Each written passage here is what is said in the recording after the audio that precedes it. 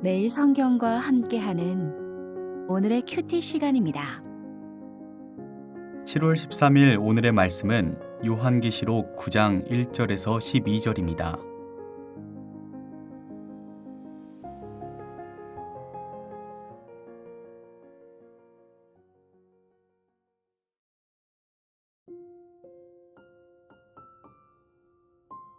다섯째 천사가 나팔을 불매 내가 보니 하늘에서 땅에 떨어진 별 하나가 있는데 그가 무저갱의 열쇠를 받았더라.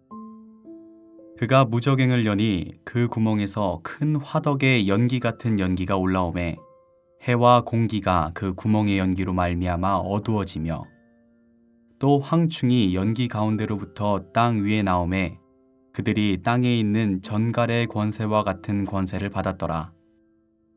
그들에게 이르시되 땅의 풀이나 푸른 것이나 각종 수목은 해하지 말고 오직 이마에 하나님의 인침을 받지 아니한 사람들만 해하라 하시더라. 그러나 그들을 죽이지는 못하게 하시고 6달 동안 괴롭게만 하게 하시는데 그 괴롭게 함은 전갈이 사람을 쏠 때의 괴롭게 함과 같더라. 그날에는 사람들이 죽기를 구하여도 죽지 못하고 죽고 싶으나 죽음이 그들을 피하리로다. 황충들의 모양은 전쟁을 위하여 준비한 말들 같고 그 머리에 금 같은 관 비슷한 것을 썼으며 그 얼굴은 사람의 얼굴 같고 또 여자의 머리털 같은 머리털이 있고 그 이빨은 사자의 이빨 같으며 또 철 호심경 같은 호심경이 있고 그 날개들의 소리는 병거와 많은 말들이 전쟁터로 달려들어가는 소리 같으며 또 전갈과 같은 꼬리와 쏘는 살이 있어 그 꼬리에는 5달 동안 사람들을 해하는 권세가 있더라.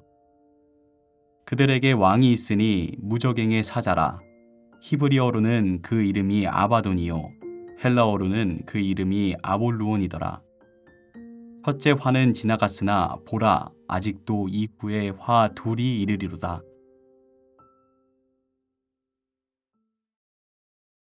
안녕하세요. 매일 성경으로 묵상하는 성도 여러분. 저는 성소윤현 선교회 대전지부 간사 이웅용입니다. 한 주 동안 여러분과 요한계시록 말씀을 묵상하게 되어 정말 감사드립니다. 먼저 기도하겠습니다. 성령님, 요한계시록 말씀을 묵상하며 성도의 고난과 고통을 당면한 이유를 생각합니다. 예수님의 이름으로 기도합니다. 아멘. 먼저 오늘 말씀 1절과 3절을 세번역본으로 읽겠습니다. 내가 보니 하늘에서 땅에 떨어진 별이 하나 있는데 그 별은 아비소스를 여는 열쇠를 받았습니다. 그 연기 속에서 메뚜기들이 나와서 땅에 퍼졌습니다. 그것들은 땅에 있는 전갈이 가진 것과 같은 권세를 받아가지고 있었습니다. 잠시 생각해 보실까요?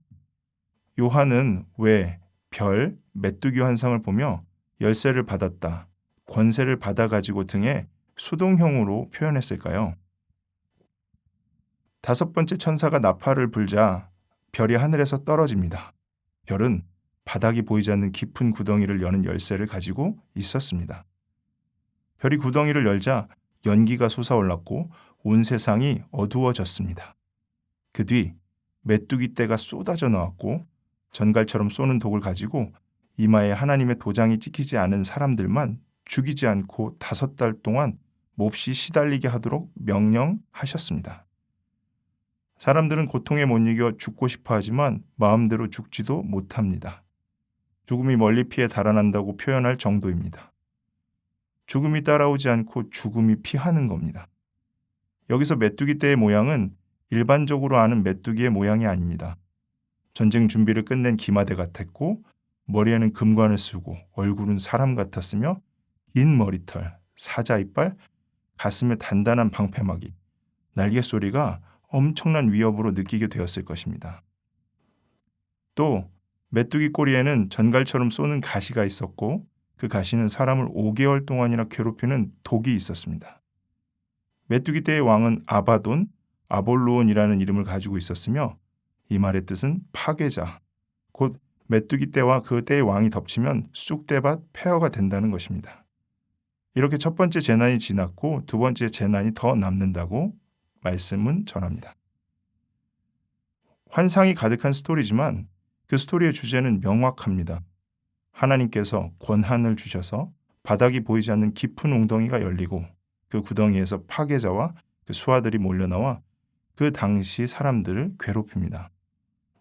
이는 요한 당시 교회와 성도들이 마주할 고난, 고통의 크기를 말하는 것 같습니다. 그러나 요한의 묵시는 분명히 다시 언급합니다. 그 괴롭힘과 그 고통은 하나님의 권한 아래 있고 이를 벗어나지 않습니다. 그러므로 말할 수 없이 괴롭지만 하나님의 허락 아래 주어진 고난임을 기억해야 합니다. 정리하겠습니다. 요한계시록 수신자의 삶의 곤고와 고통을 말씀을 통해 알 수가 있습니다. 그러나 언제 끝날지, 생명은 유지할 수 있을지 도무지 가늠이 안 될 정도의 곤고, 고통, 박해가 성도의 삶을 휘몰아 감고 있을 때 부디 요한의 묵시를 가만히 들여다 보십시오. 그리고 우리의 삶에서도 기억해 보십시오. 고통스럽지만 하나님의 권한 아래 벌어지고 있는 일이라고 상기해 보십시오. 그리고 낙심하지 않으시기를 부탁드립니다. 하나님은 여러분의 신실한 믿음을 아시고 지키십니다. 기도하겠습니다. 주님, 성도의 고난과 고통이 무겁고 아프지만 이 모두 주님의 주권 아래 있다는 사실을 기억합니다. 나의 삶을 바라볼 때 이 시선을 갖게 해 주십시오. 예수님의 이름으로 기도합니다. 아멘.